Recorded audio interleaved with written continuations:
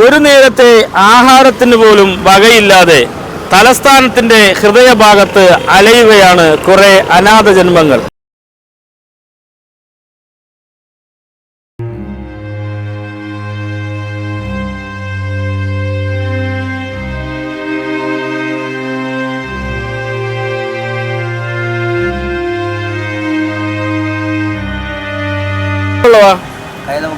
കൈതമുക്ക്.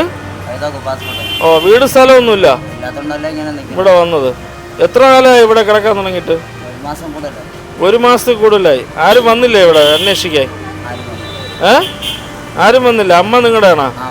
ഇത് ഭാര്യ. എത്ര പേരുണ്ട് നിങ്ങളിവിടെ? 4-5 പേരുണ്ട്. അവരൊക്കെ ഇവിടെ? വീട് പോയത് എങ്ങനെയാ? വീട് പോയത് ചേട്ടാ അമ്മയുടെ കുടുംബ വീടുണ്ടായിരുന്നു. നമ്മളെ Kaithamukku passport officer BJP councillor Ashok സാറിന്റെ വാർഡിലാണോ? ആ വാർഡിലാണ് താമസിക്കുന്നത്.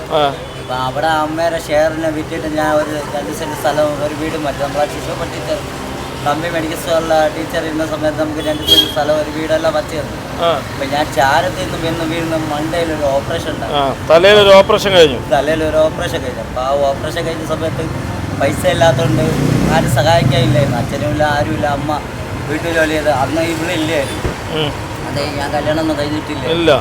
അപ്പൊ അങ്ങനെ വീട് ഒറ്റ കൊടുത്ത് തിരിച്ചെടുക്കാൻ വയ്യാത്ത സാമ്പത്തികമായിട്ട് വീട് വാടകയ്ക്ക് എടുത്തപ്പോഴും അമ്മ സുഖമില്ലാതായാലായി. അമ്മ വയസ്സായ അമ്മ സുഖമില്ലാതായി. അങ്ങനെ വീട് സാമ്പത്തികമായിട്ടെല്ലാം നിങ്ങൾ വാർഡ് കൗൺസിലറെയോ കോർപ്പറേഷനിലോ സമീപിച്ചോ? എല്ലാരും സമീപിച്ചു. അവരെന്ത് പറഞ്ഞു? അവരെന്തിനു പറയാ? ഒന്നും പറയണില്ല. കൗൺസിലർ ഉള്ളവർക്ക് സഹായിക്കുന്നു, പാവങ്ങൾക്ക് ഒരു വക ഇതൊരിക്കും സഹായിച്ചിട്ടോ ഒന്നും.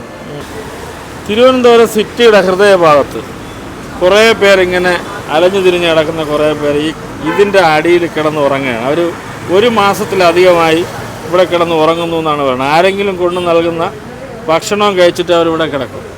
നിങ്ങൾ ശ്രദ്ധയിൽപ്പെട്ടിരുന്നോ ഇത്? ഇത് ഞങ്ങളുടെ ശ്രദ്ധയിൽപ്പെട്ടിട്ട് ഇവർ ഒരു മാസമല്ല സാർ, ഏകദേശം ഒരു 6 മാസത്തോളമായി ഇവരിവിടെ വന്നിട്ട്. അപ്പോൾ ഇവരുടെ കാര്യങ്ങൾ ഞങ്ങൾ പല സംഘടനകളെ അറിയിക്കുകയും പോലീസ് സ്റ്റേഷനിൽ അറിയിക്കുകയും വഞ്ചൂർ സ്റ്റേഷൻ, നമ്മുടെ ട്രാഫിക്, കോർപ്പറേഷൻ എന്നീ പല സ്ഥലങ്ങളിൽ അറിയിച്ചു. കുറേ സന്നദ്ധ സംഘടനകളെ അറിയിച്ചു.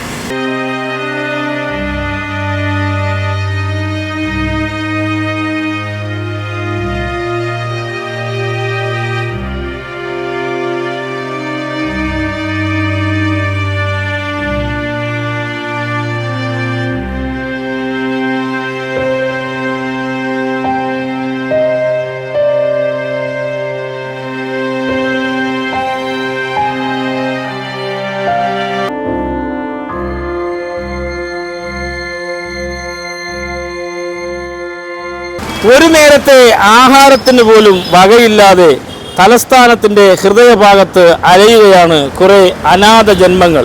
ഇവരെ ആര് സംരക്ഷിക്കാൻ? സംരക്ഷണ ഭവനങ്ങളെന്ന് പേരിട്ട് വിളിക്കുന്ന ഒരുപാട് അനാഥാലയങ്ങൾ നാടിൽ പ്രവർത്തിക്കുമ്പോഴും ഇവരെ ആര് സംരക്ഷിക്കാനുണ്ടെന്ന് ജനം ചോദിക്കുന്നു. ഇവർക്ക് വേണ്ടി ഭക്ഷണം നൽകാൻ കുറേ സന്നദ്ധ സംഘടനകളും രാവിലെയും വൈകുന്നേരവും ഭക്ഷണപ്പൊതികളുമായി വന്ന് ഇവർക്ക് നൽകി ഫോട്ടോ എടുത്ത് മടങ്ങുന്നവർ ഇവരെ സംരക്ഷിക്കാനുള്ള വഴി എന്തേ കാണാത്തത്? അതോ അവരുടെ സ്പോൺസർമാരാണോ ഈ അനാഥ ജന്മങ്ങൾ? സർക്കാർ കണ്ണു തുറക്കട്ടെ. മറ്റൊരു വിഷയവുമായി വീണ്ടും കാണാം. Good bye.